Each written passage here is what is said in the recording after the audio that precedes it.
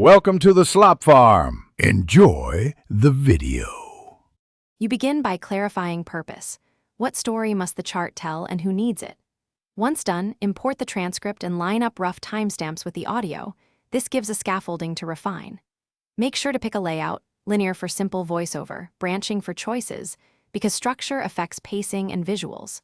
You then mark beats, pauses, and emphasis points, mapping them to visuals or slides so the narrative has synchronized cues and clean transitions. You now divide the transcript into scenes and beats, aiming for 5 to 15-second chunks so listeners can absorb each idea. This is key for pacing.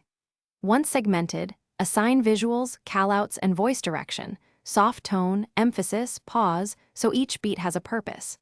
Make sure to create a timing column with start/end times, then preview sections to adjust overlaps and silence. This phase refines rhythm and ensures the narration chart guides both speaker and editor precisely.